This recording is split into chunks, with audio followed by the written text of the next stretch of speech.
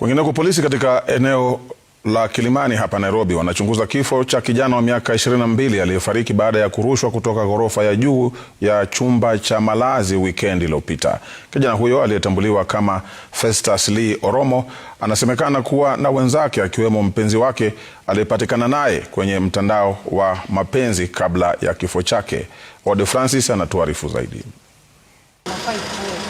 Ni tukio lililotokea katika jumba la Heartland Apartments kwenye barabara ya Kindaruma, Kilimani, usiku wa kuamkia Jumapili, wakati mwili wa Festus Lee Oromo ulipatikana juu ya gari lililokuwa limeegeshwa.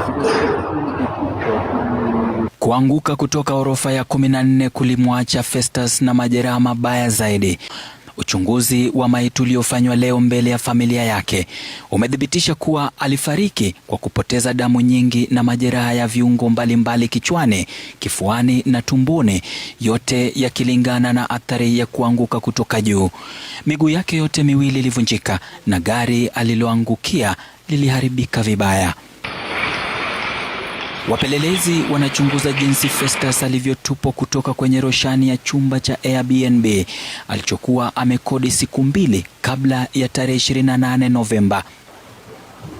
Inaripotiwa kuwa alikuwa akiishi katika jengo la Block B, chumba nambari 1406, pamoja na watu wawili ambao sasa wamekamatwa, Lilian Morambeki na Patrick Jagongo. Leo katika mahakama ya Kibera, kupitia kiapo cha polisi, inadaiwa chumba hicho kilipatikana kikiwa katika hali ya vurugu, hali inayodokeza kuwa huenda kulikuwa na ugomvi mkali.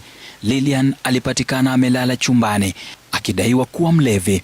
Mavazi ya kiume na stakabadhi za utambulisho zinazodhaniwa kuwa za Festus pia zilipatikana eneo la tukio.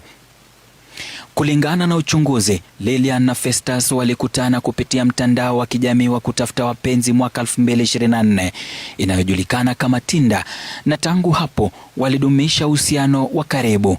Lilian, ambaye ana uraia wa nchi mbili ikiwemo Costa Rica na Kenya, anasemekana alikuwa akitembelea Kenya mara kwa mara kutembelea Festus. Rekodi za wageni wa jengo hilo zinaonyesha kuwa wageni kadhaa walitembelea chumba hicho siku chache kabla ya tukio hilo. Kwa mujibu wa wapelelezi, Lilian aliwaambia wachunguzi kuwa yeye, Festus na Patrick walikuwa wakinywa pombe pamoja usiku wa tukio hilo. Anadai kuwa alienda kulala akiwaacha wanaume hao wawili wakiendelea kunywa sebuleni. Washukiwa wote wawili walikamatwa Jumapili jioni, Lilian katika jengo la Heartland Apartments na Patrick huko Kahawa West. Kwa sasa wanazuiliwa katika kituo cha polisi cha Kilimani, idara ya upelelezi wa jinai ikipewa siku 14 na mahakama ya Kibera kukamilisha uchunguzi wao. Ode Francis, runinga ya Citizen, Nairobi.